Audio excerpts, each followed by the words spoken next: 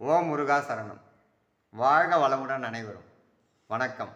முருகனின் மகன் ரவி முருகன். அப்பன் நாம் எந்த நிலையில் உள்ளோம் என்று பாலின் மூலம் நமக்கு விளக்குகின்றார். கறந்த பால் ஒரு நாள் கெடாமல் இருக்கும். காய்ச்சவில்லை என்றால் கெட்டுவிடும். காய்ச்சிய பால் மறுநாள் கெடாமல் இருக்கும்.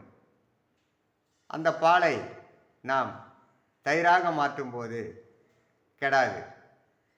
தயிரை அதிலிருந்து மோராக சிலுப்பி வெண்ணெய் எடுக்கும்போது வெண்ணெய் கெடுவதில்லை.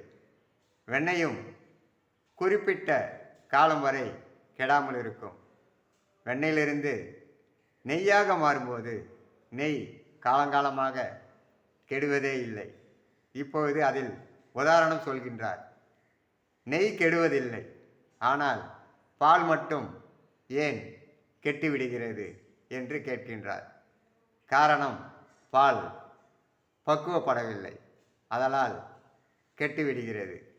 நமது மனிதனின் மனமும் அதுபோல உள்ளது.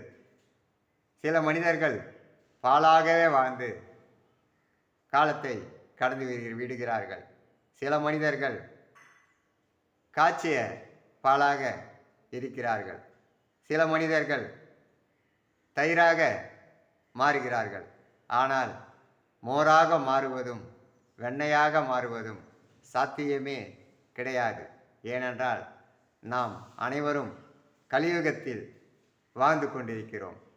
நெய்யாக மாறும் தன்மை மகான்களுக்கு மட்டுமே உண்டு. அதில் சிலரை மட்டுமே நாம் நெய் ரூபமாக பார்க்கலாம். காஞ்சி பெரியவர், ஸ்ரீ ராகவேந்திரர், ஸ்ரீ ராமானுஜர், ஷீரடி சாய்பாபா, இப்படி போன்று சொல்லிக்கொண்டே போகலாம். அவர்களால் நெய்யாக மாறிய மகான்கள்.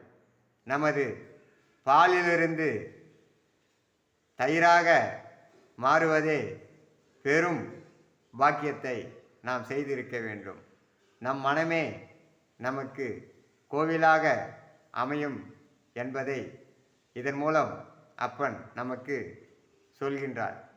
நம் நிலைமை எப்படி உள்ளது என்று நாம் யாரையும் கேட்க வேண்டிய அவசியமே இல்லை. இந்த தன்மையை பார்த்தே நாம் இந்த பாடத்தை கற்றுக்கொள்ளலாம். பாலில் உள்ள நெய் கெடுவதில்லை, ஆனால் பால் கெட்டுவிடுகிறது. இதிலிருந்து கற்றுக்கொள்ளும் பாடம் என்னவென்றால், எந்த ஒரு செயலாக இருந்தாலும்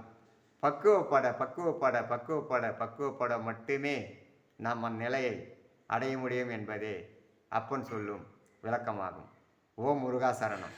முருகனின் மகன் ரவி முருகன். வாழ்க வளமுடன் அனைவரும். வணக்கம்.